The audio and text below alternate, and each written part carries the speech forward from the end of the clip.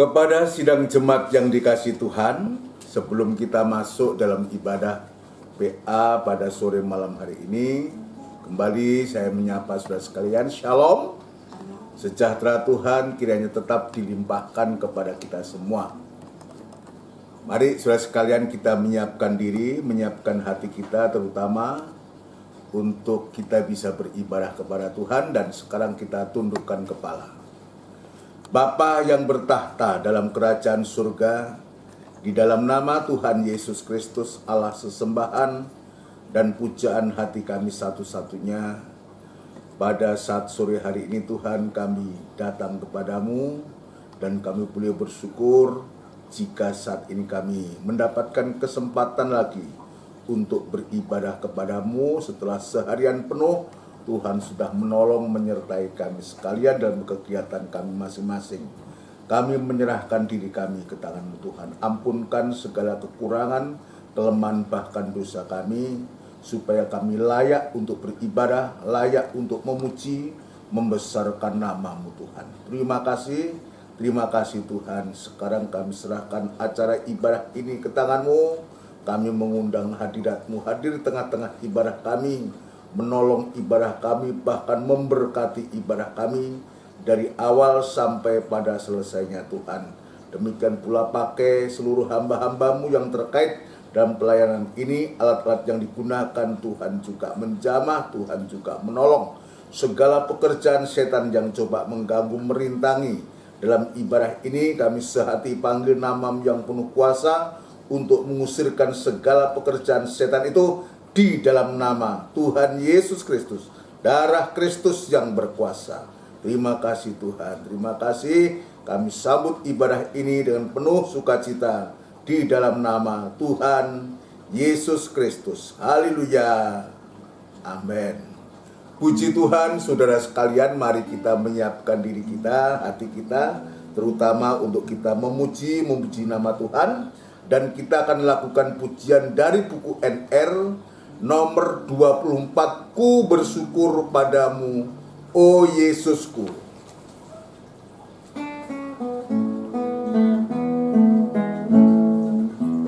Ku bersyukur padamu, O Yesusku, karena pertolongan-Mu kepadaku. Tiada hari tanpa mengucap syukur, sebab kasih setia-Mu padaku. Biar bumi pun bergoyang dan langit pun bergoncang, Ku kan tetap setia, pegang teguh janji-Mu Tuhanku. Biar gunung pun beranjak dan badai pun mengamuk, tetapi firman-Mu tetap kekal selama-lamanya. Dari atas. Ku bersyukur padamu, O Yesusku, karena pertolongan-Mu kepadaku. Tiada hari tanpa mengucap syukur, sebab kasih setia-Mu padaku. Biar bumi pun bergoyang dan langit pun bergoncang, Ku kan tetap setia, pegang teguh janji-Mu Tuhanku. Biar gunung pun beranjak dan badai pun mengamuk, tetapi firman-Mu tetap kekal selama-lamanya. Biar bumi pun bergoyang dan langit pun bergoncang, Ku kan tetap setia, pegang teguh janji-Mu Tuhanku. Biar gunung pun beranjak dan badai pun mengamuk, tetapi firman-Mu tetap kekal selama-lamanya. Puji Tuhan, saudara sekalian, Ya, ini luar biasa, hanya firman Allah yang tetap kekal selama-lamanya. Itu sebabnya kalau di hari-hari ini kita sedang dilatih oleh Tuhan untuk makan firman Allah, biar sungguh-sungguh kita nikmati, supaya firman Allah itu sampai bisa mendarah daging, menjadi perbuatan dalam kehidupan kita sehari-hari. Mari saudara sekalian, kita akan menyiapkan hati kita untuk kita masuk dalam pemberitaan firman Allah. Dan kita akan lakukan pujian dari buku NR nomor 234, Firman-Mu yang Kuasa.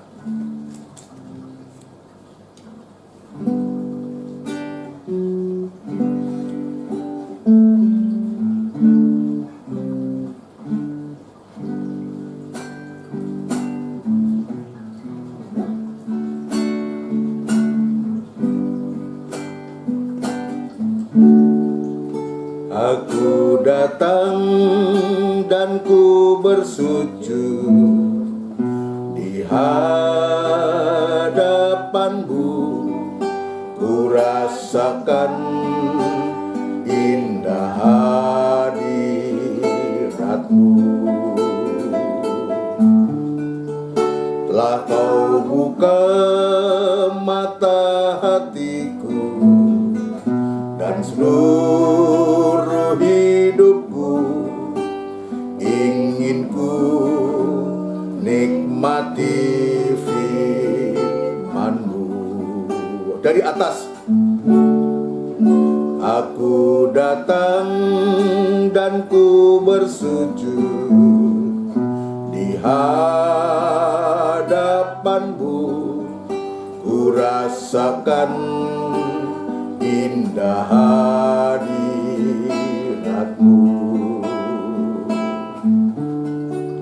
Telah Kau buka mata hatiku, dan seluruh hidupku ingin ku nikmati firman-Mu. Firman-Mu yang kuasa, firman-Mu yang kuasa untuk mengubah sikap hati, firman-Mu yang tegarkan di saat ku terjatuh. Penuhkanlah bejanaku dengan air sungai-Mu. Ku haus akan firman-Mu. Firman-Mu yang kuasa untuk mengubah sikap hati, firman-Mu yang tegarkan di saat ku terjatuh. Penuhkanlah bejanaku dengan air sungai-Mu. Ku haus akan firman-Mu. Aku datang dan ku bersujud di hadapan-Mu, ku rasakan indah hadirat-Mu.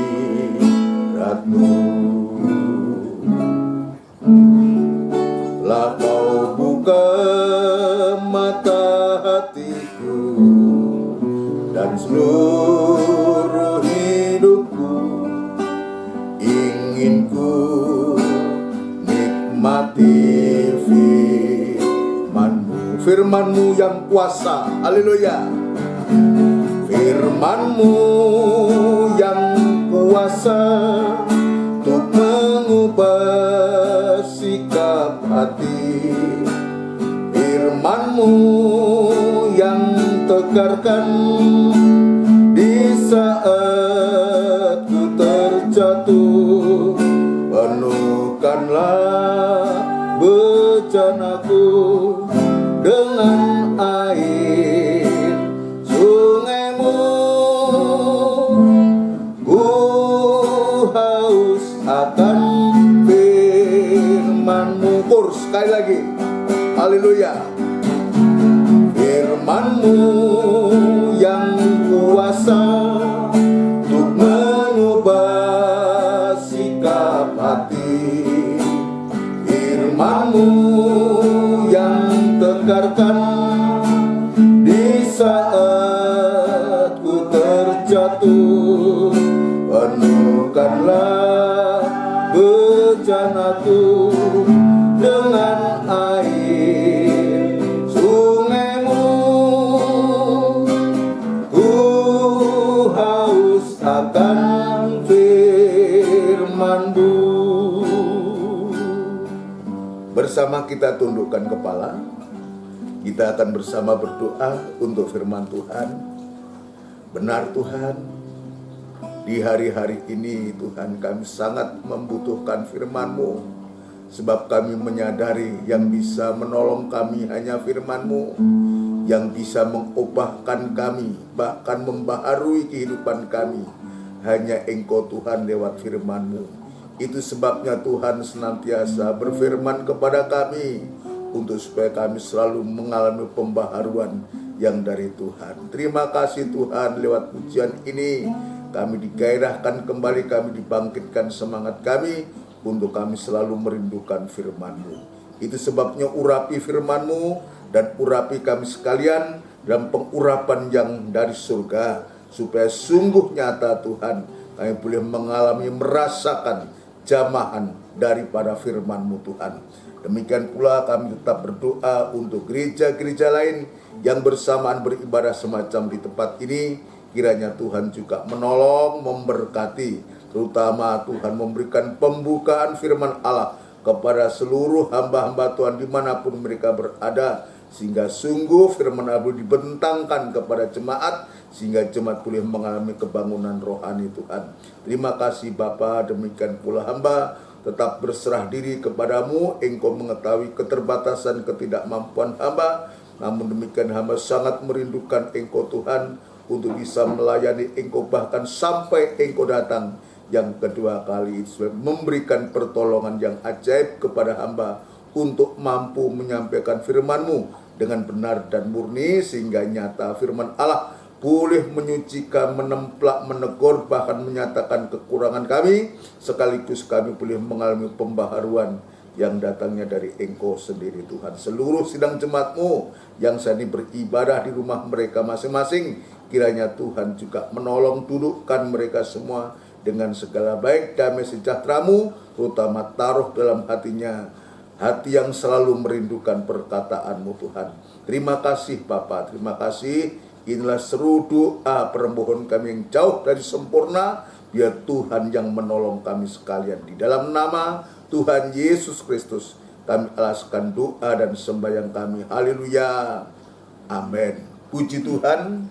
Saudaraku yang dikasih Tuhan, sebelum lanjut dalam pemberitaan firman Tuhan, kembali saya mengucapkan selamat sore. Shalom. Sejahtera Tuhan kiranya tetap dilimpahkan kepada kita semua. Kita bersyukur, kita berterima kasih Tuhan sudah menolong kita semua setelah seharian penuh kita yang menjalankan tugas kita masing-masing, ya sebagai sidang jemaat dan aktivitas dalam pekerjaan dimanapun ya jemaat bekerja. Namun demikian Tuhan pada sore hari ini sudah menghimpunkan kita kembali untuk kita bisa beribadah serta memuliakan nama Tuhan. Ini pun harus kita menyadari bukan karena kuat dan gagah kita, tapi sungguh-sungguh ini kemurahan Allah yang Tuhan nyatakan. Itu sebabnya setiap kemurahan Allah ini, jika kita bisa manfaatkan dengan baik, maka ini akan menjadi berkat buat kita semua. Di hari-hari ini kita sedang memeriksa tentang asuhan Tuhan, tubuh diasuh, jiwa diasuh, roh kita diasuh, perbuatan kita diasuh, semua diasuh oleh Tuhan. Akal diasuh, hati diasuh, perjalanan hidup diasuh, saudaraku. Ada 7, bagaimana 7 hal yang Tuhan ingin mengasuh kita supaya kita sungguh-sungguh menjadi kehidupan-kehidupan yang pada akhirnya sampai di tempat tujuan, itulah kota Yerusalem yang baru, kota yang turun dari surga ini akan menjadi bagian kita. Maka syaratnya ada dari pihak kita sidang jemaat ini harus mau diasuh atau mau dibimbing, dididik, dirawat dan dijaga oleh Tuhan untuk supaya kita benar-benar yang mengalami asuhan dari Tuhan ini. Kita sudah sampai pada bagaimana Tuhan mengajarkan kepada kita untuk kita makan firman Allah, bukan hanya sekedar makan firman Allah, saudaraku, bukan hanya sekedar makan gandum firman Tuhan, saudaraku, tapi makan dengan hati yang rindu. Ya, hati yang rindu itu ya hati yang lapar akan firman Tuhan. Ya, berbeda orang yang biasa-biasa, orang yang kenyang, bandingkan dengan orang yang lapar, orang yang rindu. Itu pasti kita bisa melihat perbedaan atau cara mereka untuk mereka makan makanan itu. Ya, tetapi sebaliknya, kalau orang-orang yang merasa tidak lapar, saudaraku, merasa kenyang, ya merasa tidak butuh makan, kita bisa melihat orang itu. Ya kalau makan ya nyimah-nyimih begitu, saudaraku, dikorek-korek sana, korek sini. Coba bayangkan kalau kita orang tua lihat anak gitu, itu kan gregetan, saudaraku. Kok nggak ndang telap-telap gitu loh, saudaraku ya. Ya waktu kecil saya, ya supaya saya ini orang saya bilang delembo, saudaraku, doyan makan, saudaraku. Maka saya dikasih jamu temu ireng sama tempe bosok, saudaraku. Itu kecil, itu pahit sekali. Tapi luar biasa memang ya, saat-saat itu kami di desa tidak ada yang lain, jadi semua jamu yang intinya itu untuk supaya kita menjadi sehat, ya supaya makannya banyak, kan itu yang penting, makannya banyak pasti sehat, itu kan rumusnya kayak gitu. Nah itulah sesungguhnya yang harus kita kembali saku untuk kita mengulang kepada kita untuk supaya justru di hari-hari ini ya menjelang kedatangan Tuhan yang kedua kali ini, sikap kita dalam ibadah, sikap kita di saat kita menerima firman Allah, sikap kita di saat kita makan itu harus dengan satu kerinduan. Ya, yang kemarin dalam ibadah-ibadah yang lalu, kalau kita makan firman itu dengan satu kerinduan, saku, sebab kerinduan itu, saku, melebihi atau melampaui peraturan. Ya, kerinduan itu melampaui peraturan. Itu sebabnya kalau kita makan firman Allah itu, mendengarkan firman Allah itu, ibadah itu, bahkan pelayanan itu dengan hati yang rindu kepada Tuhan, saudaraku, ya kita mengasihi Tuhan sungguh-sungguh. Yang Tuhan tunjukkan kepada kita adalah bagaimana pembelaan Tuhan itu akan dinyatakan kepada kita. Ya, ini saya belajar yakin di sana. Dan Tuhan sudah menunjukkan pembelaannya. Jadi apa yang saya jalani, apa yang saya alami ini merupakan wujud pembelaan Tuhan. Ya Tuhan dengan caranya sendiri menyatakan pembelaannya itu dengan cara yang luar biasa, saudaraku. Ya dengan cara yang luar biasa Tuhan menyatakan itu kepada kita lewat pembelaannya itu. Yang kedua, saudaraku, yang kita bisa rasakan adalah mata kita akan segera. Jadi kalau hati ini rindu untuk firman Tuhan, hati itu rindu untuk kita bisa beribadah, bisa melayani Tuhan, saudaraku, maka yang kedua ini mata kita akan segera melihat keajaiban-keajaiban yang dikerjakan atau dilakukan oleh Tuhan. Kemarin kita membaca dalam Mazmur pasal yang ke-119, ini diulang, saudaraku, ini diulang. Mas Febi, tolong dibantu dalam pembacaan Mazmur 119 ayat yang ke-18. Yang mestinya ayat sampai 20, kita baca ayat yang ke-18 aja. Ya, Mazmur pasal 119 ayat yang ke-18. Mari. Singkapkanlah mataku. Nah, kita lihat Daud dalam tulisannya, dia menyatakan satu kerinduan. Mungkin matanya kurang begitu jelas, mungkin ada semacam selaput yang bisa menutupi, menghalangi matanya untuk bisa melihat. Tapi luar biasa, orang yang semacam Daud ini patut dan perlu kita contoh. Ya, ketika dia mengalami hal semacam itu, apa yang dia katakan? Singkapkanlah mataku, bukakan mataku. Untuk apa? Mata dibuka itu, fungsi mata itu hanya untuk melihat. Kalau untuk makan, mulut. Untuk mendengar, telinga. Untuk penciuman adalah hidung. Tapi jika dia mengatakan singkapkanlah mataku, artinya dia rindu. Untuk apa? Untuk bisa melihat. Bagi orang buta, kebutuhan orang buta itu hanya satu. Bukan mobil mewah, bukan uang banyak. Biar uang banyak kalau dia buta. Untuk apa? Kebutuhan orang buta atau orang yang tidak bisa melihat itu satu. Bagaimana untuk supaya dia bisa melihat? Waktu Tuhan Yesus berkata kepada Bartimius, apa yang ingin aku perbuat bagimu? Bartimius tidak minta, Tuhan aku minta mobil, enggak. Tuhan aku minta uang banyak, tidak. Hanya satu permintaannya, untuk supaya aku bisa melihat. Ini juga yang diminta oleh Raja Daud, singkapkanlah mataku, terus. Supaya aku memandang keajaiban-keajaiban dari Tauratmu. Nah, kita lihat.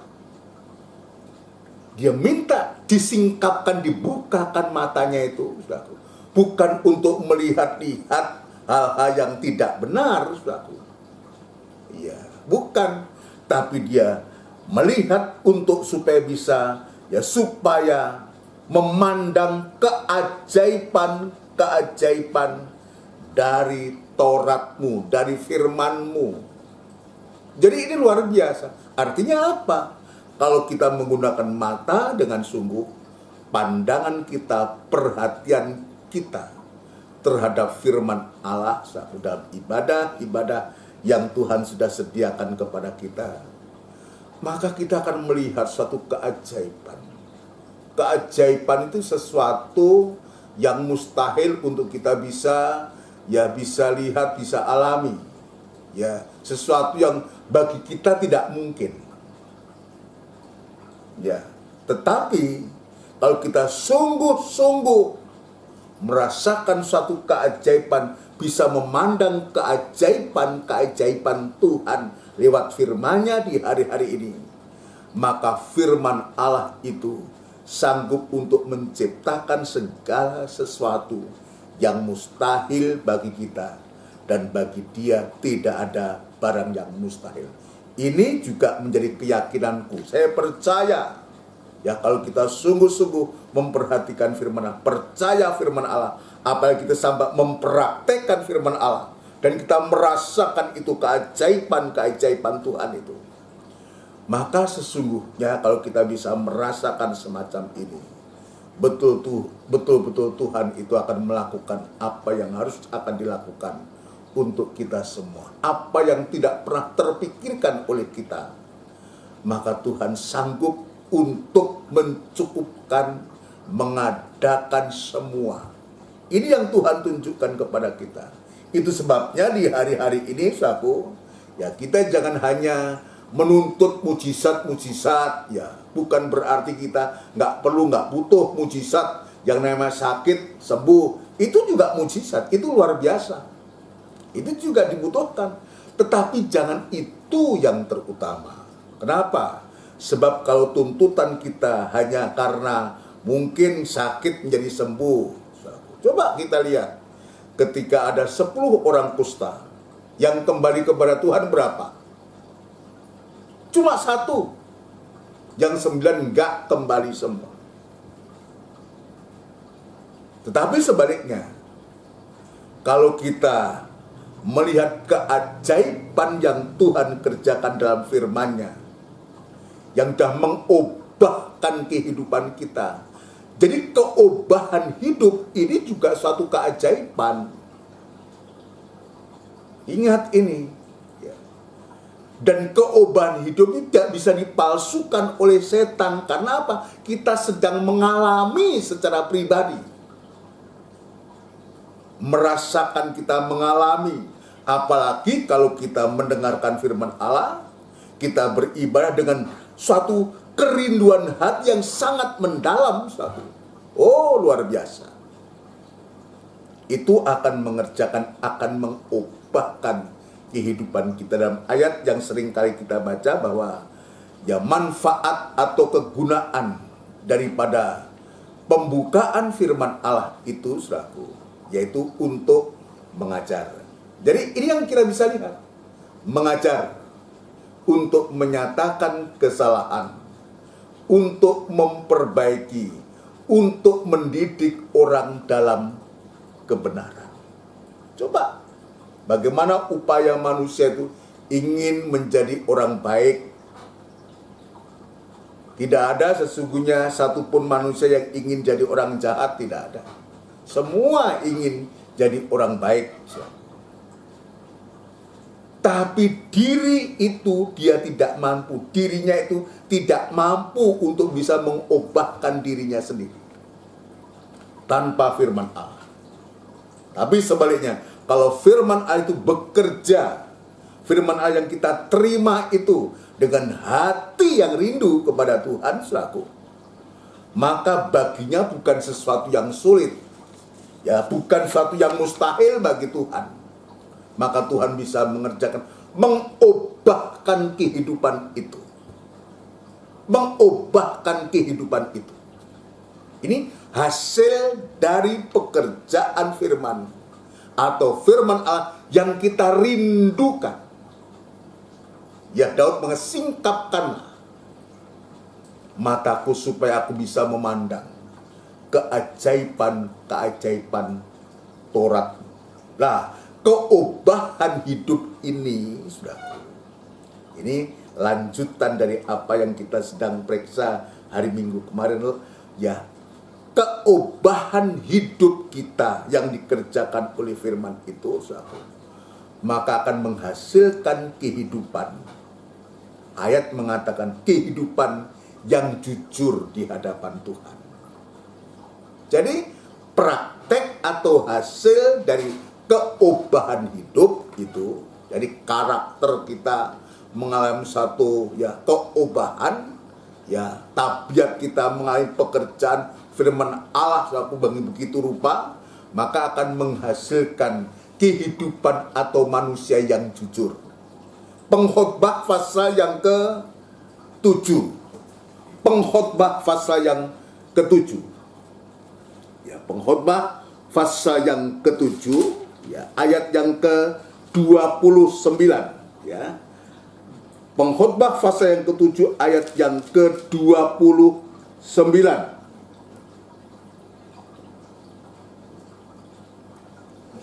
Ya, ayat 29. Lihatlah. Lihatlah. Jadi ini lagi ini. Lihat itu dengan apa? Dengan mata. Lihatlah. Terus Hanya ini yang kudapati. hanya ini yang kudapati. Apa yang didapati? Bahwa Allah telah menjadikan manusia yang jujur. Ya, kita lihat. Jadi Raja Soleman sang penulis di pengkhotbah ini mengatakan, lihatlah, hanya ini yang kudapati, bahwa Allah menjadikan manusia yang jujur, Tetapi mereka mencari banyak dalih. Ini yang dilihat oleh Raja Salomo. Allah atau Tuhan, dia menjadikan manusia yang jujur atau manusia yang benar. Padahal sesungguhnya ada ayat lain mengatakan tidak ada seorang pun yang benar. Semua sudah berbuat dosa. Semua sudah kehilangan kemuliaan Tuhan. Tetapi bagaimana Tuhan terhadap orang-orang yang merindukan firman Allah itu, merindukan Taurat Tuhan itu. Tuhan sanggup mengubahkan kehidupan itu, bahkan sampai menjadikan kehidupan manusia itu menjadi jujur. Coba kita lihat, ya, apa sesungguhnya manusia itu. Roma pasal yang ketiga. Roma pasal yang ketiga. Ya, puji Tuhan, Roma pasal yang ketiga, ayat yang ke-10. Roma pasal yang ketiga, ayat yang ke-10. Kita lihat, apa sih manusia itu sebetulnya? Ya. Seperti ada tertulis, tidak ada yang benar, Ya. seorang pun tidak. Atau lebih baik ayat yang ke-9, Mas, mulai. Ya, supaya lengkap. Semua manusia adalah orang berdosa. Ya, semua manusia adalah orang berdosa. Dari perikop ini kita sudah melihat. Tapi bagaimana Raja Sulaiman dia dan pengkhotbah dia mengatakan, lihatlah, hanya ini yang kudapati, bahwa Allah menjadikan manusia yang jujur. Padahal sesungguhnya, ya, semua manusia adalah orang berdosa. Ayat 9. Jadi bagaimana? Jadi bagaimana? Adakah kita mempunyai kelebihan daripada orang lain? Ya, Sama sekali tidak. terus, Sebab di atas telah kita tuduh baik orang Yahudi ya, maupun orang Yunani, baik orang Israel maupun bangsa kafir, terus, bahwa mereka semua ada di bawah kuasa dosa. lah, bahwa semua mereka ada di bawah kuasa dosa. Artinya manusia itu ditandai dengan dosa. Satu orang berbuat dosa, dampaknya semua orang berbuat dosa. Amin, saudara sekali. Ini yang Tuhan tunjukkan. Terus, 10. Seperti ada tertulis, Seperti ada tertulis, tidak ada yang benar, tidak ada yang benar. Ini firman Tuhan. Paulus dia mengatakan kepada jemaat di Roma, tidak ada yang benar. Ini Paulus juga dia mengutip suatu. Mengutip apa? Dia mengutip di Pemazmur pasal yang ke-14. Di sana, bagaimana Daud juga menuliskan di sana. Disebutkan tidak ada yang benar, seorang pun tidak. Jadi jangan sampai kita merasa bangga, merasa sombong, aku bener loh, yang paling bener. Ya, bener aja nggak ada, apalagi paling bener. Karena sudah tercatat, tidak ada yang benar, seorang pun tidak. Tapi bagaimana kita mengalami pembenaran Tuhan? Ini Alkitab mengatakan. Ya, terus dulu, Mas. tidak ada seorang pun yang berakal budi, Tidak ada seorang pun yang berakal budi. tidak ada seorang pun yang mencari Allah. Tidak ada seorang pun yang mencari Allah. Semua orang telah menyeleweng, Ya, mereka semua tidak berguna. terus, Tidak ada yang berbuat baik, ya, seorang pun tidak. seorang pun tidak. Dan terus, nanti bisa dibaca sendiri, seorang pun tidak. Tapi dari sini kita bisa melihat keadaan kita sebagai manusia daging ini, tidak ada satupun yang benar. Tapi sebaliknya, saudara sekalian, dengan keadaan manusia yang semacam ini, ya, itu sebabnya mari saya mengatakan ketika Tuhan harus menghadapi, ya, hukum Taurat karena melanggar tentang Sabat, saudaraku, harganya orang yang melanggar Sabat itu harus dihukum mati. Ini yang pertama yang dihadapi oleh Tuhan Yesus. Yang kedua, persoalan yang dihadapi Tuhan ada menghadapi orang-orang lapar. Hukumnya orang lapar itu apa? Harus makan. Kalau nggak makan, dia juga bisa mati. Ini memang si malakama, dua-duanya ini. Lalu saya juga mencatat di sana juga menyampaikan kepada kita semua, jalan keluarnya yang Tuhan ambil adalah untuk supaya manusia itu bebas untuk makan gandum firman Tuhan, maka Tuhan memberikan hidupnya untuk mati tergantung di atas kayu salib untuk menggenapkan hukum Taurat. Ya, jadi dia siap mau dan mau terkutuk untuk apa? Untuk supaya bangsa Israel, bangsa kafir ini bisa sebebas-bebasnya untuk bisa menerima firman Tuhan. Nah, ini disebutkan dalam Roma, tidak ada seorang pun yang benar, seorang pun tidak. Tapi bagaimana kerinduan, apa yang dilihat, saudaraku, apa yang didapati oleh Salomo ini, dia mengatakan, saudaraku, bahwa Allah menjadikan manusia yang jujur. Dari orang yang berdosa untuk menjadikan menjadi manusia yang jujur ini, Tuhan sekali lagi dia siap untuk apa? Untuk mau dipersalahkan. Dia mau buruk, ya.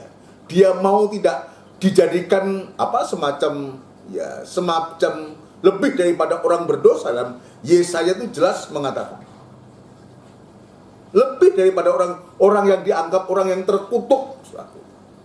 Untuk apa?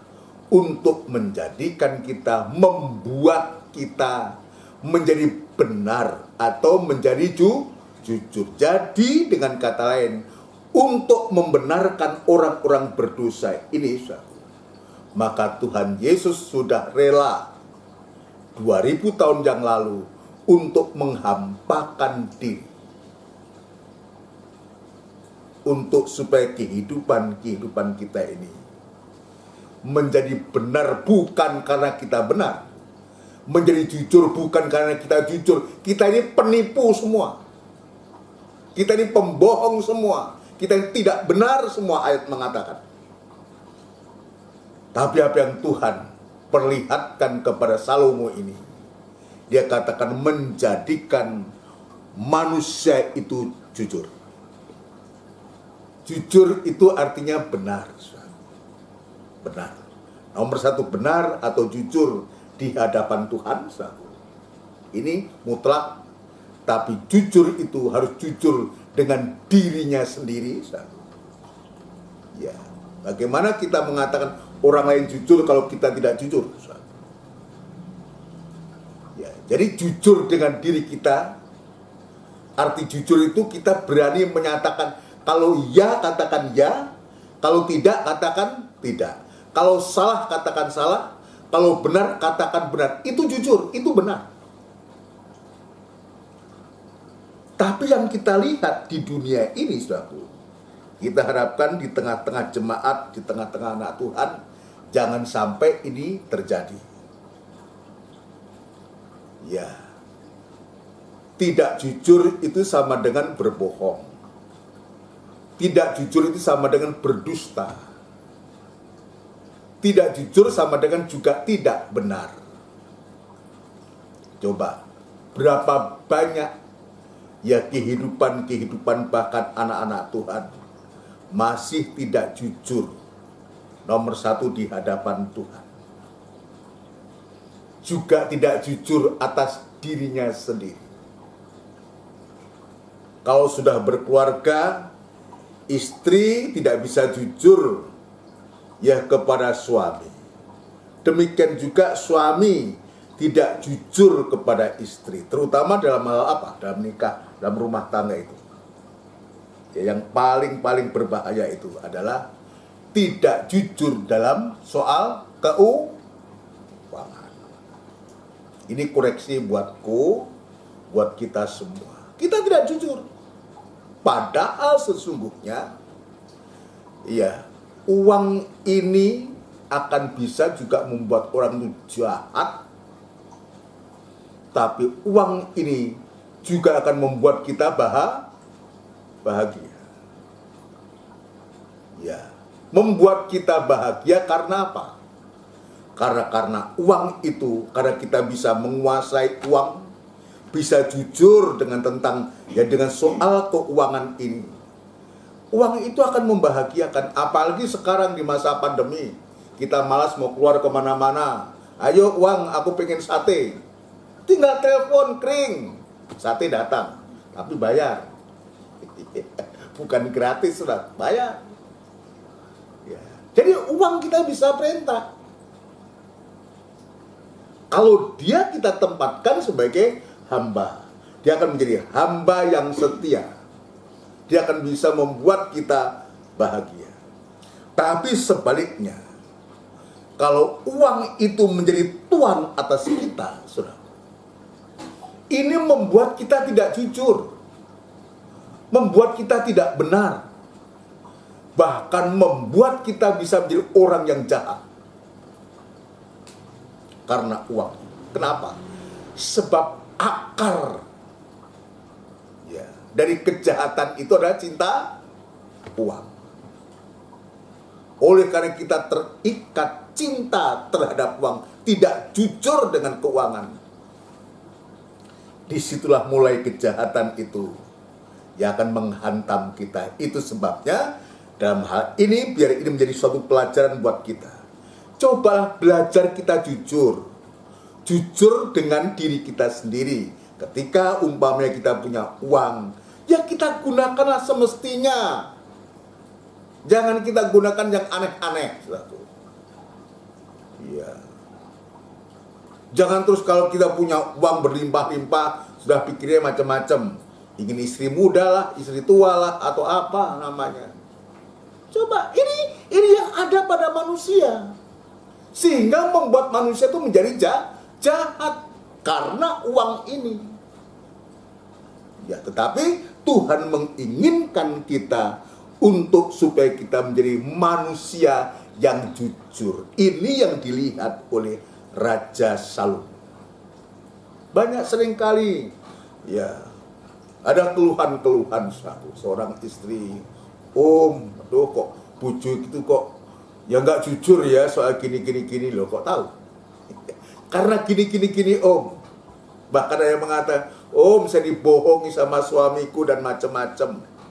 Atau juga sebaliknya, suami juga banyak keluhan, dibohongi, istriku nggak jujur, anakku nggak jujur, orang tuaku nggak jujur. Banyak hal yang terjadi di dunia ini, saudara sekalian. Tapi biarlah kehidupan kita, saudara sekalian, kehidupan sidang jemaat Tuhan, lewat firman Allah ini mengkoreksi kita, menemplak kita, untuk supaya kita seperti apa yang dilihat oleh Salomo ini. Yang kudapati bahwa Allah menjadikan manusia yang jujur. Siapa mereka? Orang-orang yang sudah mengalami pembaharuan dari firman, hasil dari kehidupan yang merindukan firman Allah. Hasil dari kehidupan yang merindukan untuk selalu makan firman Allah, makan gandum firman Allah. Ini yang kita lihat, saudara. Sebab kalau tidak, wah luar biasa. Luar biasa. Coba dibaca mas, saya teringat ayat itu ya. Ya supaya kita tahu, supaya kita ingat dan kita sadar, saudara sekalian. 1 Timotius pasal yang ke-6, saudara. Ya ini ngeri, saudara sekalian ya, kalau ini sampai terjadi pada anak-anak Tuhan, waduh. Ayat yang ke-10. Karena akar segala kejahatan ialah cinta uang. Atau ayat yang ke-9 mas, lebih baik. Tetapi mereka yang ingin kaya terjatuh ke dalam pencobaan. Nah ini di hari-hari banyak orang ingin kaya, ingin kok kaya harta, tapi nggak ingin kaya firman. Padahal sesungguhnya kalau kita kaya firman Allah, banyak firman Allah yang kita terima, kalau kita merindukan firman Allah, apa sulitnya buat Tuhan itu akan juga memberikan kekayaan, mempercayakan kekayaan kepada kita dalam bentuk harta benda.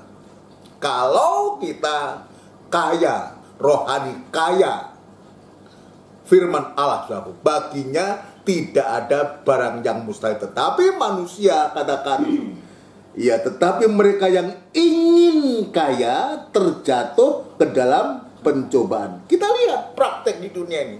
Berapa banyak orang ingin sugih, tapi dengan cara-cara yang tidak benar.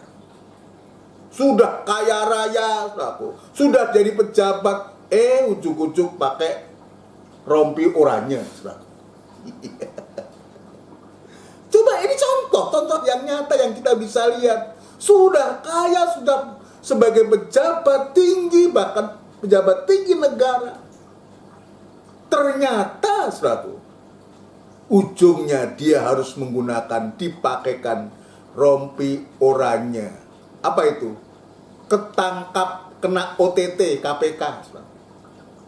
Coba di hari-hari ini kan kita lihat di media itu, ya, pejabat-pejabat itu, ya, pakai oranye semua.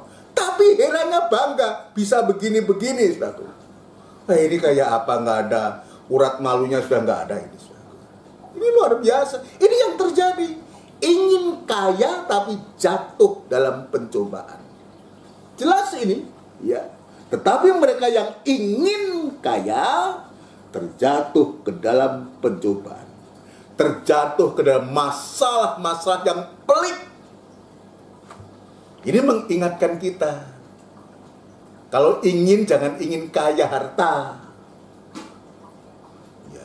Ingin kaya firman, banyak dengar firman Allah, jauh lebih penting satu. Sebab Alkitab sudah menuliskan, orang yang ingin kaya terjatuh ke dalam pencobaan, terus ke dalam jerat dan ke dalam berbagai-bagai nafsu, ke dalam jerat dan ke dalam berbagai-bagai nafsu yang hampa dan yang mencelakakan.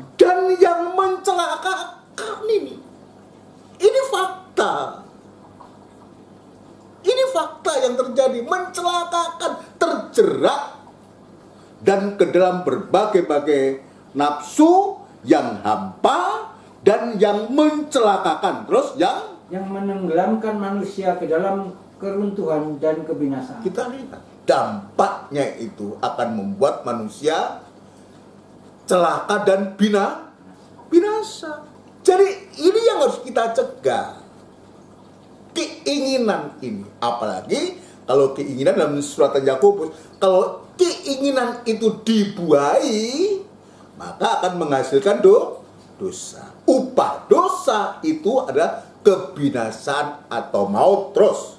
Karena akar segala kejahatan ialah cinta uang. Karena akar segala kejahatan ialah cinta uang, terus. Sebab oleh memburu uanglah beberapa orang telah menyimpang dari iman, ya, dan menyiksa dirinya dengan berbagai-bagai duka. Ini Tuhan ingatkan kepada kita, kepada saya sebagai hamba Tuhan, saudaraku. Lalu kita bertanya, Om, apa nggak boleh punya uang? Karena takut toh, wah ini jangan-jangan saya terjerat cinta uang. Wah kalau gitu nggak boleh punya uang. Apa nggak boleh Om punya? Boleh punya uang sebanyak-banyaknya. Apalagi anak-anak Tuhan boleh punya uang sebanyak dengan cara dicari, didapatkan dengan cara yang halal. Dan kalau semua anak-anak Tuhan miskin, siapa yang mau berkorban untuk kalau bangun gereja, untuk pekerjaan Tuhan? Coba bayangkan. Tuhan memberkati itu, maksudnya untuk supaya yang sudah terberkati tidak menjadi kikir, tidak menjadi pelit kepada Tuhan, pelit kepada diri sendiri, apalagi juga pelit kepada untuk yang berkaitan dengan pekerjaan Tuhan. Boleh punya uang sebanyak-banyak, harta sebanyak-banyak. Yang tidak boleh itu adalah kita mencintai uang itu melebihi mencintai Tuhan. Boleh saudara menjadi miliarder atau apa namanya itu, boleh. Tapi yang tidak boleh kita memberhalakan, mentuhankan uang itu, yang nggak boleh. Ya, banyak kok orang kaya dipakai Tuhan juga, banyak. Mereka sadar, mereka tahu apa yang dia dapatkan itu bukan dari dirinya sendiri, bukan dari hasil pekerjaan, tapi dari Tuhan itu. Banyak orang yang dipakai Tuhan semacam itu. Nah itu sebabnya dari ayat ini kita diingatkan untuk supaya kita tidak mencintai uang, sebab itu akar dari segala kejahatan. Kalau kita lihat, itu benar, saudara. Uang ini tadi saya mengatakan kalau menjadi tuan-tuan yang jahat. Karena uang ini bisa menghabisi orang, menghilangkan nyawa orang. Nggak usah banyak. Bisa. Karena uang ini bisa mukuli orang. Karena uang ini bisa menyiksa orang. Karena uang ini juga bisa menyiksa, menyakiti keluarganya. Karena uang bisa, seorang suami bisa menyakiti hati istrinya. Karena uang juga, istri juga bisa menyakiti hati suaminya. Dan sebaliknya. Ini bahaya. Itu sebabnya, ya, jika Tuhan betul-betul menjadikan kita manusia yang jujur, saudaraku, jangan kita berbangga. Jangan kita merasa hebat, saudaraku. Jangan.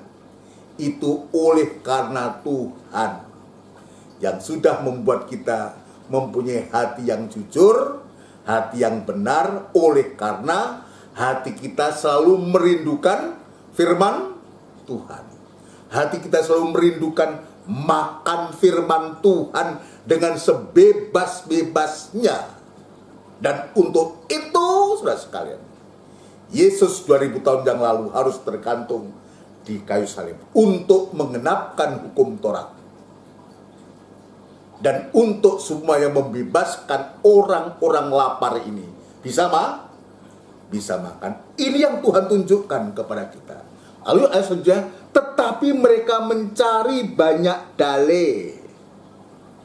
Ya, ketika Tuhan memperlihatkan kepada Salomo ini, ya, Allah menjadikan manusia yang jujur, tetapi mereka mencari banyak dalih, mencari alasan untuk apa? Untuk tidak jujur, untuk tidak benar. Ini disebutkan. Tetapi mereka mencari banyak dalih. Dalih itu alasan. Ya, alasan untuk mengadakan suatu pembenaran atas perbuatannya. Wah, dipoles sedemikian rupa supaya seolah-olah dirinya itu benar. Padahal itu hanya untuk menutupi kesalahan, untuk menutupi kejahatannya semua. Ini jelas ayatnya. Tetapi mereka mencari banyak dalih, mencari banyak alasan untuk tidak mau menjadi orang yang jujur, tidak mau menjadi orang yang benar. Dia suka menjadi orang yang tidak jujur. Dia suka menjadi manusia daging ini, saudara. Dan saya bisa membayangkan, saudara, dalam Wahyu pasal yang ke-21, saudara, maka tempatnya orang yang tidak jujur itu, tempatnya orang-orang tidak percaya, tempatnya orang pendusta itu, saudara, yang tidak berani berterus terang ini, yang banyak merugikan orang ini, saudara, jelas, yaitu lautan api belerang yang bernyala-nyala. Ini ngeri. Coba dibaca, Mas. Dibaca. Wahyu pasal 21. Saya memperlihatkan ini untuk mengingatkan, untuk menyadarkan kita. Itulah. Nah, kalau sampai kita anak-anak Tuhan tidak tetap mempertahankan kehidupan lama, banyak mencari alasan, tidak mau jujur, tetap berbohong, tetap berdusta, tidak mau berkata benar, saudaraku, maka akibatnya, ayat 8.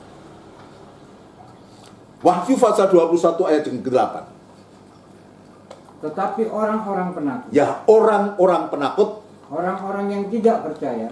orang-orang yang tidak percaya, Orang-orang keji. orang-orang keji, Orang-orang pembunuh. ya, Orang-orang sundal. orang-orang sundal, ini orang pezina, orang sundal, orang-orang sundal, terus Tukang-tukang sihir. tukang-tukang sihir, Penyembah-penyembah berhala. nah, penyembah-penyembah berhala, termasuk orang-orang yang sudah orang Kristen tetapi dia cari dukun. Oh, datang ke dukun untuk minta berkah. Lalu dia juga dukunnya perlu berkah kok. Dia mau kasih berkah-berkah dari mana? Iya, ini kadang-kadang kita ini, aduh, sudah kehilangan nalar waras kita. Berpikir yang tidak-tidak. Ya seperti itu yang terjadi. Siapa mereka? Orang-orang yang tidak jujur di hadapan Tuhan. Orang-orang yang tidak benar. Orang-orang yang banyak dalihnya, banyak alasannya, yang mencari cara jalannya sendiri. Ya, ke tukang-tukang sihir, penyembah-penyembah berhala, terus dan semua pendusta. Semua pendusta. Ini sampai semua orang tidak jujur. Semua orang tidak benar atau munafik, terus mereka akan mendapat bagian mereka di dalam lautan yang menyala-nyala, ya, oleh api dan belerang. ya. Inilah kematian yang kedua. Ya, kematian kedua ini adalah penghukuman kekal. Ini tempatnya. Nah, itu sebabnya kepada kita, anak-anak Tuhan, di hari-hari ini ketika firman Allah itu begitu limpahnya diberikan kepada kita, kita diberikan kebebasan untuk kita bisa makan gandum dengan firman Allah. Ya, bisa menikmati pembukaan firman Allah. Ini bukan karena kita hebat.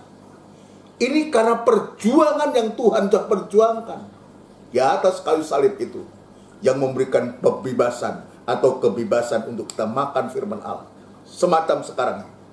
Dan ini pun kita juga harus menyadari, ada saatnya kita tidak bisa makan firman Allah kalau sekarang kita tidak manfaatkan waktu dan kesempatan untuk kita makan gandum firman Allah yang sebanyak-banyaknya. Yang lalu saya mengatakan, ingat, ketika Mesir itu dia harus menghadapi kelaparan. Ada masa kelaparan. Tapi Yusuf sebagai penguasa Mesir saat itu, dia perintahkan 7 tahun masa kelimpahan, ayo kumpulkan banyak gandum itu. Untuk apa? Untuk menghadapi masa kelaparan. Waktu zamannya Amos, meningkat lagi, bukan lagi kelaparan akan roti dan air atau makanan dan minuman, tapi sudah meningkat adalah kelaparan firman Allah. Makan firman Allah tidak bisa lagi. Firman Allah tidak ada lagi. Mungkin Alkitabnya ada, seringkali saya mengatakan, tapi firman Allah, itu sebab itu pribadi Allah, dia sudah undur atau dia sudah diangkat dari Alkitab ini, sehingga yang kita baca hanya tulisan belakang, tapi firman Allah sudah diangkat. Ini masa sulit yang akan terjadi, masa kelaparan yang akan terjadi, bukan akan makanan dan bukan akan minuman, tapi akan firman Allah. Orang mencari dari utara ke selatan, dari barat ke timur, tidak mendapatkan firman Allah. Sementara sekarang ini Allah itu memberikan firman Allah dengan bebas, sebebas-bebasnya. Kita sebebas-bebasnya untuk beribadah, untuk bisa mendengarkan firman Allah, untuk bisa membaca firman Allah. Tetapi seringkali kita terlalu banyak alasan untuk tidak mau ibadah, tidak mau melayani, tidak mau baca firman Allah, tidak mau dengar firman Allah. Terlalu banyak alasan, banyak dalih untuk dia tidak bisa beribadah. Kalaupun beribadah, ini harus menjadi koreksi untuk kita semua. Mau beribadah, mau melayani, tapi terpaksa atau dipaksa, bukan karena hati itu rindu, bukan hati merasa lapar. Hanya orang yang lapar, Alkitab dan Injil Matius, yang akan dipuaskan, akan mengalami suatu kepuasan. Jadi di sini kita bisa melihat suatu, kalau mata kita sudah melihat keajaiban-keajaiban Tuhan, melihat keajaiban-keajaiban dari Taurat Tuhan, maka sungguh-sungguh,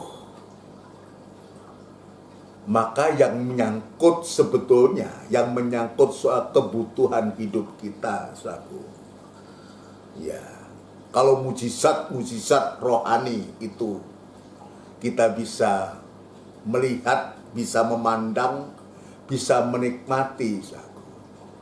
Sebetulnya kalau yang menyangkut jasmani itu tinggal mengikut aja. Ya sekalipun kecil saya juga merasakan mengalami ini. Jadi saya berani untuk berbicara ini. Apalagi di masa-masa sulit, masa pandemi ini. Waduh, ini masa yang berat. Tapi sesungguhnya bagi anak-anak Tuhan yang sungguh-sungguh mengandalkan firman Allah, merindukan firman Allah, maka firman Allah itu akan menciptakan. Amin, saudara sekalian. Menciptakan yang tidak ada menjadi ada. Justru bukan saatnya untuk kita berputus asa. Saatnya untuk kita berharap sepenuh kepada Tuhan.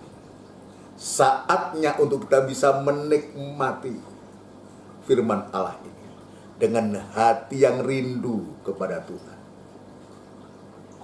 Tadi saya mengatakan kalau kita mengalami mujizat yang rohani, bagaimana firman Allah itu mengerjakan kehidupan kita, bagaimana firman Allah mengubahkan kehidupan kita, maka yang jasmani itu juga akan mengikut saja. Yang terpenting sekarang ini bagaimana hidup kita ini berkenan di hadapan Tuhan. Kehidupan yang berkenan kepada Tuhan itu adalah orang yang benar dan orang yang jujur. Tadi pengkhotbah mengatakan. Tapi sebaliknya orang-orang fasik ini, atau disebutkan ayat mengatakan doa atau kurban orang fasik itu kekejian bagi Tuhan. Kurban itu bicara tentang ibadah.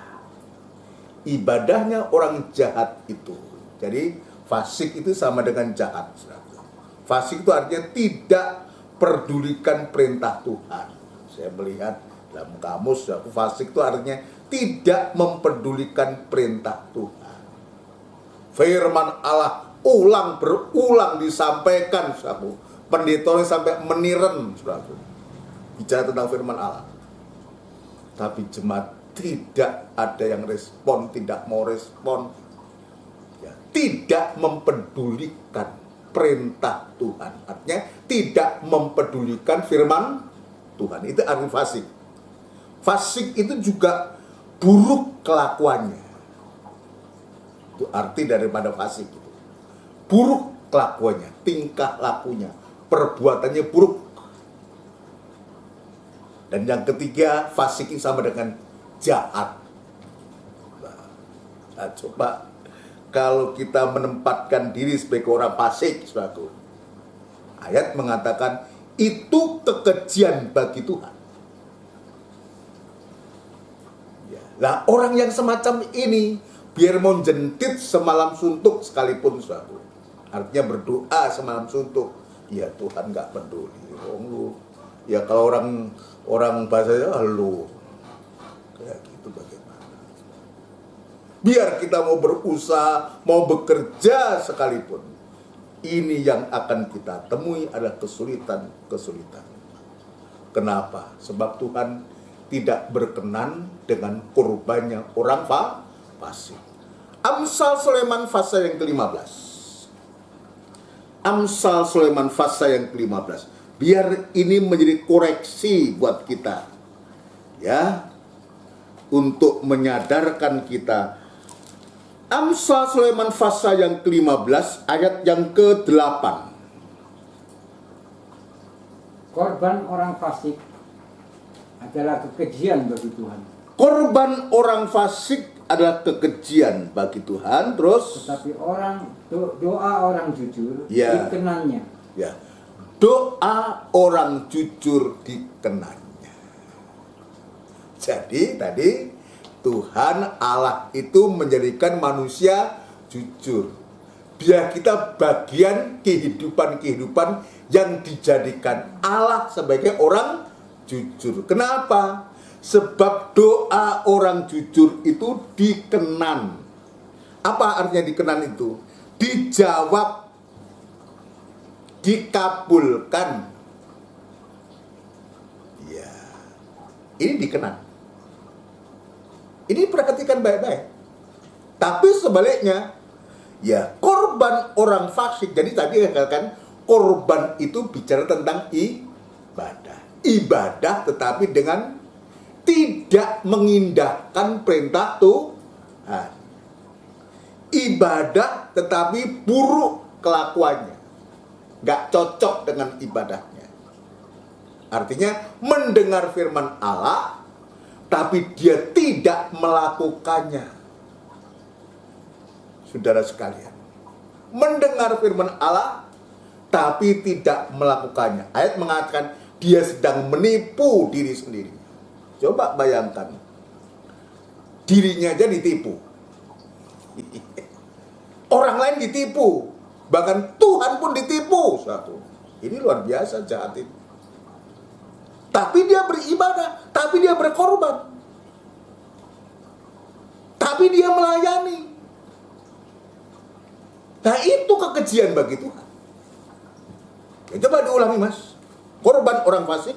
Korban orang fasik Ya. adalah kekejian bagi Tuhan. Nah, korban orang fasik adalah kekejian bagi Tuhan. Tetapi doa orang jujur Ya. dikenannya.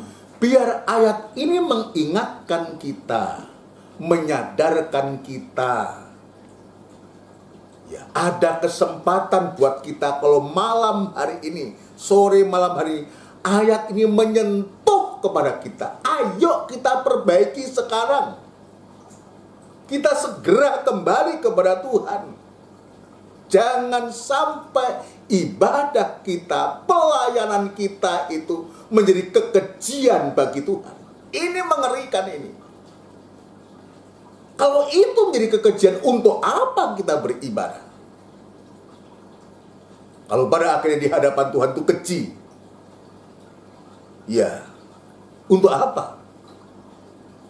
Makanya lebih baik kita menjadi bagian orang yang dijadikan Allah sebagai orang yang jujur. Siapa mereka? Tadi saya mengatakan, itulah kehidupan-kehidupan yang merindukan firman Allah, yang merindukan pelayanan kepada Tuhan. Tuhan, bukan kita orang jujur. Kita ini penipu. Tadi Roma pasal 3 tahu, tidak ada seorang yang benar, tidak seorang pun. Kita menipu, jalan kita sudah serong, nggak pernah lurus, nggak pernah jujur. Itulah kita. Tapi karena kita rindu firman Allah, maka dia yang menjadikan kita jujur. Nah kalau orang jujur ini berdoa, saudara sekalian, tadi ayat apa mengatakan? Doa orang jujur dikenannya, diterima, dikabulkan, didengar. Yakobus dia mengatakan, doa orang benar kalau benar itu didoakan, besar kuasanya. Tapi di sini disebutkan doa orang jujur dikenannya, didengar. Biar ini menjadi koreksi. Jujur pada diri kita sendiri, jujur kepada Tuhan, jujur juga kepada sesama. Tadi saya mengatakan, sesama yang paling dekat itu siapa? Saudaraku, kalau suami, istrinya, istri, suaminya. Lah kalau dengan suaminya dengan gak jujur, saudaraku, bagaimana kita mau jujur dengan orang lain? Itu mustahil. Ini biar menyentuh hati saya, biar mengoreksi hati saya, untuk supaya kalau kita menempatkan diri sebagai orang-orang jujur saku, maka kita bisa akan melihat selalu keajaiban Tuhan. Amin, saudara sekalian. Kita bisa melihat keajaiban Tuhan. Kita menjadi orang yang sukacita. Kita menjadi orang-orang yang berbahagia. Kenapa? Sebab Tuhan selalu ada pada kehidupan-kehidupan yang jujur, yang benar itu. Selalu saya juga ingatkan, mata Tuhan itu tertuju kepada orang yang benar. Telinganya hanya kepada orang-orang yang benar.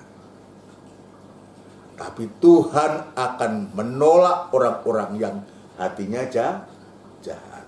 Ayat yang terakhir. Dalam 1 Petrus pasal yang ketiga, saudara ya.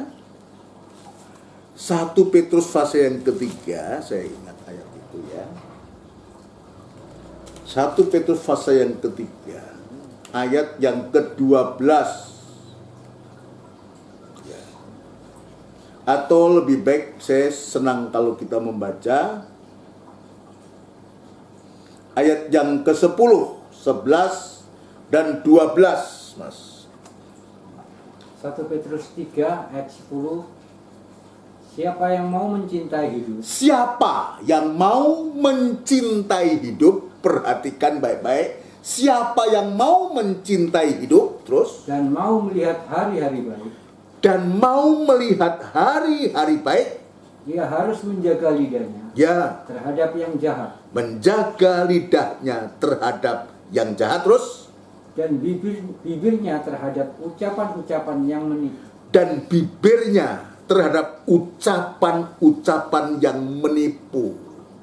Ini ucapan-ucapan yang menipu itu sama dengan yaitu tidak jujur, kehidupan yang tidak jujur, mulut yang tidak jujur, mulut yang tidak benar. Terus Dia harus menjauhi yang jahat. nah, kalau ingin kita ini yang melihat hari-hari baik, tadi harus menjaga lidah dan bibirnya, ya. Lalu ia harus menjauhi kejahatan dan melakukan Yang baik, dan harus melakukan yang baik. Hindari 3 hal ini: lidah yang jahat, bibir yang menipu, dan yang ketiga yang menjauhi yang jahat tapi melakukan yang baik, melakukan yang benar. Terus ia harus mencari perdamaian ia harus mencari perdamaian dan berusaha mendapatkannya. dan harus berusaha mendapatkannya.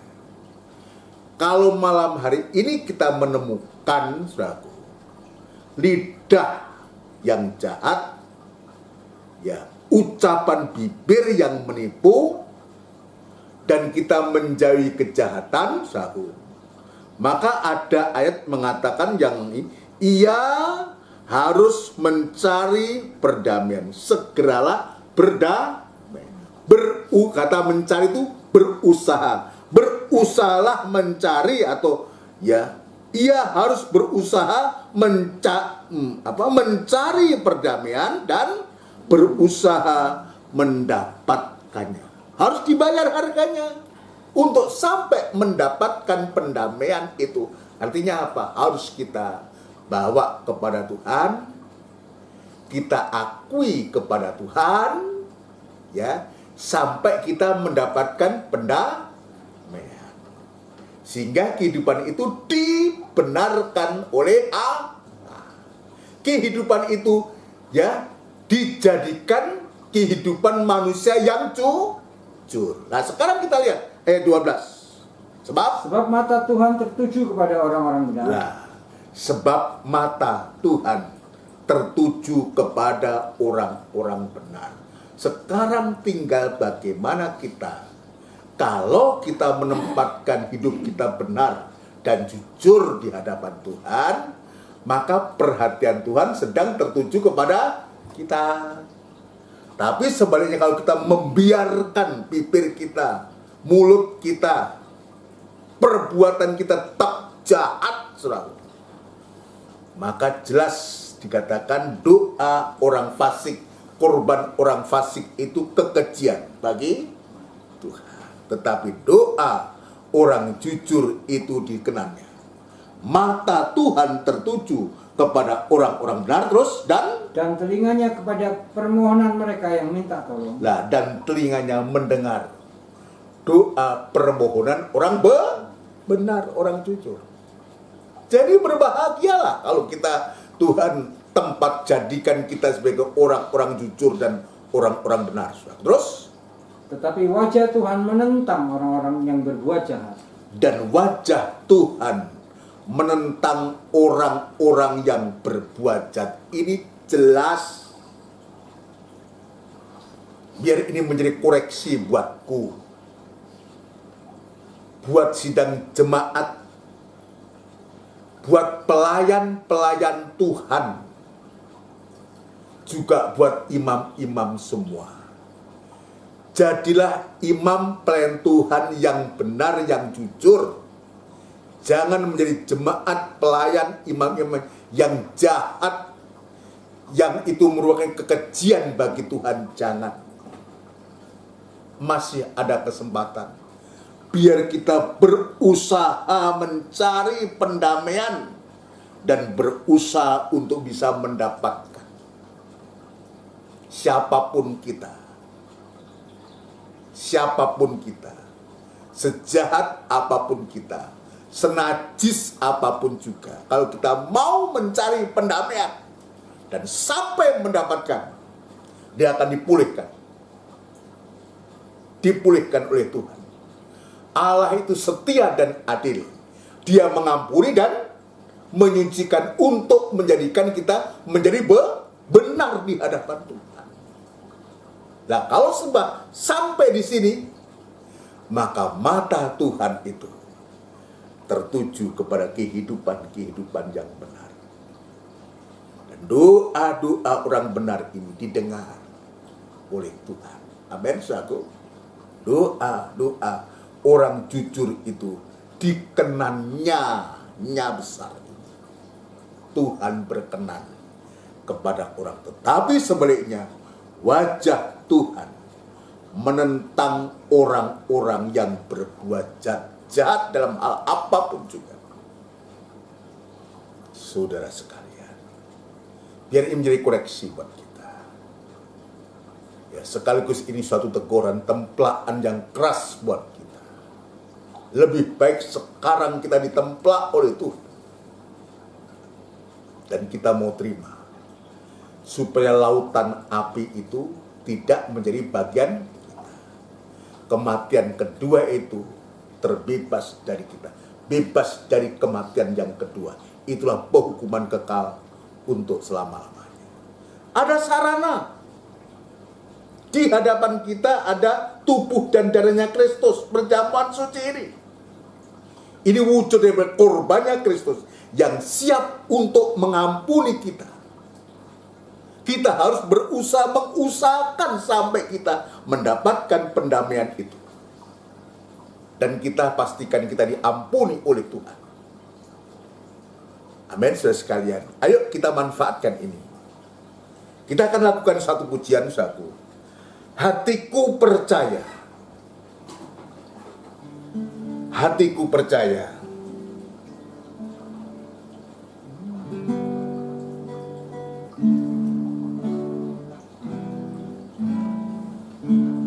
Haleluya. Saat ku tak melihat jalanmu, saat ku tak mengerti rencanamu, namun tetap ku pegang janjimu. Pengharapanku hanya padamu. Dari atas. Saat ku tak melihat jalanmu, saat ku tak mengerti rencanamu, namun tetap ku pegang janjimu. Pengharapanku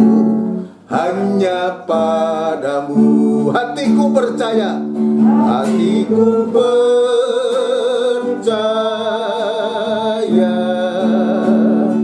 hatiku percaya,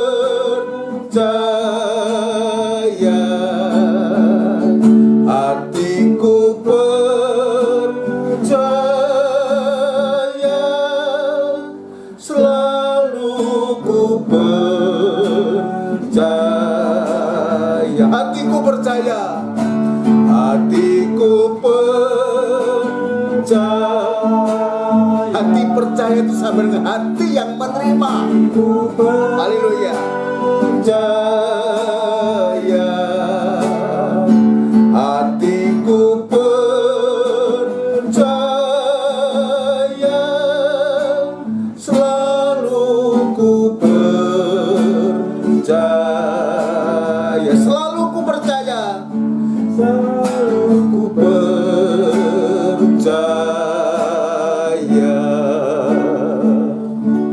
Bersama kita tundukkan kepala dan kita akan datang kepada Tuhan. Benar Tuhan, hanya percaya saja inilah Tuhan yang bisa kami lakukan. Sekalipun kami tidak melihat, namun kami percaya akan janji-janji-Mu yang begitu ajaib Tuhan.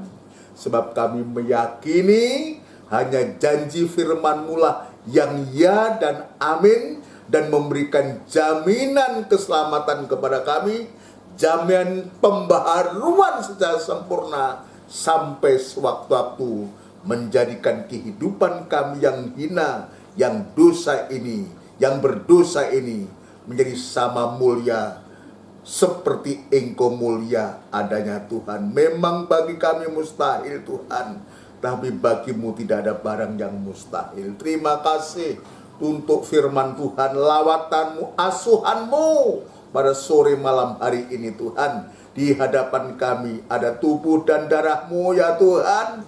Sebelum kami bersekutu dengan Engkau ya Tuhan, sekali lagi banyak kesalahan-kesalahan yang sudah kami lakukan Tuhan. Setelah kami mendengarkan firman-Mu, kami mengaku Tuhan, ampuni kami Tuhan, sucikan kami Tuhan, untuk supaya kami berlayak Tuhan, bersekutu dengan tubuh dan darah-Mu, dan Engkau menjadikan kehidupan kami kehidupan yang benar, kehidupan yang jujur di hadapan-Mu Tuhan.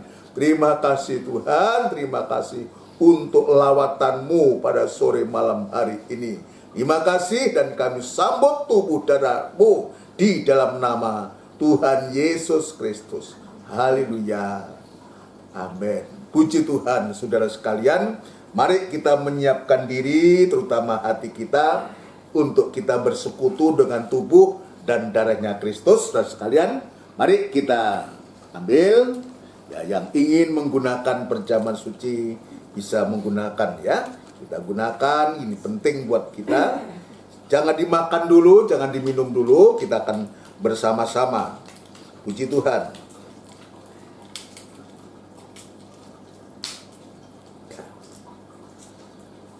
Ya, kalau sudah siap, mari unjukkan tubuhnya Kristus lebih tinggi dari kepala dan taruh ya darahnya Kristus atau anggur di atas dada kita, dan dengarkan firman Tuhan. Sebab apa yang telah ku teruskan kepadamu telah aku terima dari Tuhan, yaitu bahwa Tuhan Yesus pada malam waktu ia diserahkan mengambil roti, dan sesudah itu ia mengucap syukur atasnya. Ia memecah-mecahkannya dan berkata, inilah tubuhku yang diserahkan bagi kamu. Perbuatlah ini menjadi peringatan akan aku. Kita makan bersama dengan hati percaya dalam nama Tuhan Yesus Kristus.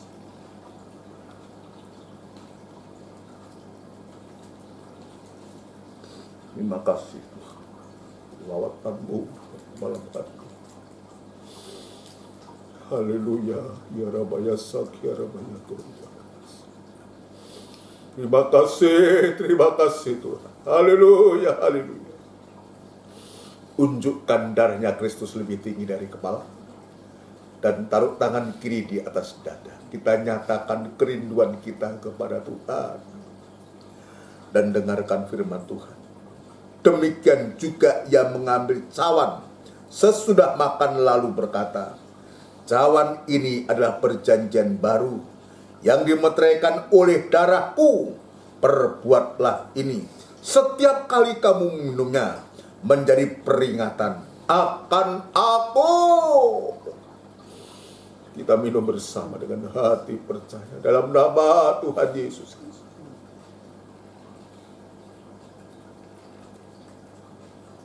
Haleluya. Haleluya, haleluya. Unjukkan kedua tangan kita. Kita bersyukur, berterima kasih. Itu lawatnya kepada kami semua. Kepada kita semua. Oh, haleluya, haleluya. Sebab setiap kali kamu makan roti ini dan minum cawan ini, kamu memberitakan kematian Tuhan sampai ia datang kembali. Mas Feby berdoa syukur kepada kita semua. Haleluya, ya Rabbayasa, ya Rabbayatu, haleluya, haleluya, haleluya. Oh, haleluya. Terima kasih, terima kasih. Haleluya, haleluya, haleluya. Haleluya, haleluya. Oh, terima kasih Tuhan. Haleluya, haleluya. Terima kasih Tuhan. Terima kasih. Menolong kami Tuhan. Haleluya, haleluya. Dalam perjalanan hidup kami. Ya Tuhan. Dalam bergumul. Amin, amin. Terima kasih. Kami Haleluya. membutuhkan roh. Terima kasih Tuhan. Terima kasih. Tuhan. Kami memiliki hati yang takut akan Haleluya. menghormati Engkau. Terima kasih Tuhan. Oh, Terima terima kasih. kasih Tuhan. Hidup Terima dan kasih, nanti Tuhan. yang tidak mulia. Haleluya, haleluya. Terhadap istilah anak Terima kasih. dengan sesama manusia. Terima kasih. Tuhan. Terima kasih. Oh, haleluya. Memimpin dan menolong. Terima kasih Tuhan. Melihat kebenaran. Terima kasih. Terima kasih. Terima kasih. Terima kasih Tuhan. Terima kasih. Berkati hamba-Mu yang Ya, menyampaikan firman. Haleluya, haleluya. Tambahkanlah Tuhan Terima kasih. firman-Mu bagi sidang jemaat. Terima kasih Tuhan. Bagi ibadah-ibadah yang selanjutnya. Haleluya, Terima kasih, Tuhan. Biarlah nama-Mu yang dipermuliakan. Terima kasih Tuhan. Segala hormat dan puji. Haleluya, haleluya. Segala sembahyang ini. Haleluya. Dalam nama Tuhan Yesus. Amin. Amin. Puji Tuhan. Demikian saudara sekalian yang dikasih Tuhan, seluruh sidang jemaat yang dikasih Tuhan. Ya, firman Tuhan dan Tuhan sudah memberkati kita semua, sudah melawat kita semua. Mohon perhatiannya kepada kita semua untuk jadwal ibadah kita. Besok pada hari Kamis kita akan kembali untuk kita beribadah dalam ibadah doa dan penyembahan jam 5:30 sore tepat setelah aku mulai, dan nanti dilanjutkan pada hari Minggu, itulah Minggu Raya, ya ibadah kita tanggal 24 Oktober, ya dimulai jam 5:30 sore tepat.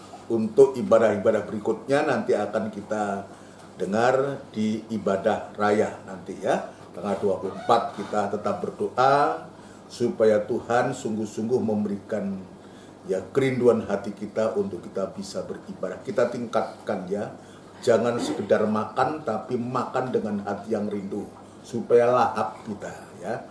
Bagikan orang lapar itu kalau makan kayak apa ya, puji Tuhan. Ya, nanti kita akan berdoa kepada sidang jemaat semua. Kita juga berdoa kepada ya Ibu Aniwaro yang akan menjalani operasi, saudaraku. Ya, nanti kita menunggu, kita belum tahu jadwalnya, tetapi intinya sudah dijadwalkan untuk masuk operasi. Ya, untuk operasi apa itu? Pakista atau apa ya? Ya, itu semacam itu, penyakit itu. Supaya Tuhan juga menolong seluruh tim yang akan menjalankan operasi itu. Dan kita berdoa juga untuk pemulihan Bapak Budiono, Bapak Bui atau Bapak Budiono. Kami di kantor memanggil Pak Bue, tapi nama lengkapnya Pak Budiono. Kita doakan supaya Tuhan memulihkan kembali dalam pelayanan. Juga kita tetap berdoa untuk Om Edwin. Kita juga mendoakan supaya tetap ya diberikan ya pertolongan untuk pemulihan sampai bisa sembuh secara baik, sudah bisa kembali beraktivitas. Juga orang-orang tua kita baik di GKGM, di Griorejo, di Pondok Chandra juga ada orang-orang tua, ya juga yang di Gunung Sari, itulah juga Ibu Ani Warau. Ya masih banyak lagi yang di luar yang jemaat yang ada di Jakarta dan ada di lain-lain tempat, mereka juga merindukan firman Allah ini. Dan itu sebabnya biar kita nyatakan kerinduan kita semua untuk supaya Tuhan memberikan firman Allah lewat gembala atau lewat hamba Tuhan yang Tuhan percayakan untuk kita semua. Dan tidak lupa kita juga tetap berdoa untuk bangsa dan negara kita. Ya, mari kita akhiri ibadah kita dengan tundukkan kepala. Tidak putus-putusnya kami mengucapkan syukur, terima kasih kepadamu Tuhan untuk lawatanmu pada malam hari ini. Engkau sudah sangat-sangat memberkati kami. Dan kami yakin dan percaya bahwa firman itu ya dan amin. Kami yakin itu Tuhan. Kami berdoa untuk acara-acara ibadah yang Tuhan sediakan kepada kami. Ya Tuhan, ajarkan kami Tuhan untuk menekuni. Bagikan orang lapar yang merindukan makanan itu Tuhan. Terima kasih Bapa di surga, kerinduan kami juga untuk kami bisa beribadah tatap muka Tuhan. Kiranya Tuhan yang menolong, memberikan hati kami, hati yang rindu kepada Engkau. Bagimu tidak ada barang yang mustahil Tuhan. Demikian pula kepada seluruh sedang jemaat-Mu Tuhan. Mulai dari anak-anak, remaja, kaum muda, dewasa sampai yang paling sepuh. Biar Tuhan melawat semua. Yang lemah Tuhan kuatkan, yang kurang semangat Tuhan gairahkan kembali sampai hatinya berkobar-kobar Tuhan. Terima kasih Tuhan yang dalam masalah persoalan baik nikah, rumah tangga, keuangan, pekerjaan kami serahkan ke tangan-Mu. Saudara kami yang sudah kami sebutkan namanya, Ibu Ani Warau, kami mendoakan Bapak Bue, Bapak Budiono, kami mendoakan Om Edwin, kami mendoakan. Mungkin ada nama-nama yang tidak sempat kami sebutkan namanya. Engkau yang mengetahui dimanapun saya berada, kami bawa kepadamu Tuhan. Pertolongan dan belas kasihan-Mu nyata atas sidang jemaat semua. Namun demikian, kuasa kegelapan yang coba mengganggu lewat sakit, penyakit, rintangan, halangan apapun juga, kami panggil nama yang penuh kuasa untuk mengusirkannya di dalam nama Tuhan Yesus Kristus, darah Kristus yang berkuasa. Terima kasih Tuhan, terima kasih. Demikian pula kami berdoa untuk bangsa dan negara kami, Republik Indonesia yang sama-sama kami cintai. Ya Tuhan, selalu kami bawa dalam doa, khususnya para pemimpin bangsa ini, mulai dari Bapak Presiden, Wakil Presiden, jajaran menteri, pejabat tinggi negara di pusat, di daerah, TNI, Polri, semua Tuhan boleh bau-membau, dan Tuhan memberikan hikmat akal budi yang dari Tuhan. Kebijakan-kebijakan diambil oleh pemerintah ini sungguh-sungguh akan menyejahterakan rakyat, terutama Tuhan umat ketebusan-Mu tetap bisa beribadah serta memuliakan nama-Mu, jauhkan dari pertengkaran, permusuhan, pemberontakan, dan bila damai sejahtera-Mu ada di tengah-tengah bangsa kami Tuhan. Sebentar kami akan berpisah, akan beristirahat malam. Tuhan, kami menyerahkan hidup kami kembali kepada Engkau. Saudaraku yang kekasih, biarlah rahmat, anugerah, cinta yang besar yang datangnya dari Allah Bapa, Sang Putra dan Roh Kudus yang sepenuhnya di dalam nama Tuhan Yesus Kristus memberkati kami sekalian saat ini sampai Maranatha, Engkau Yesus datang yang kedua kali. Terima kasih Tuhan, terima kasih. Di dalam nama Tuhan Yesus Kristus kami alaskan doa dan sembahyang kami. Haleluya. Amin. Selamat malam saudara sekalian. Salam sehat. Haleluya. Amin. Amin.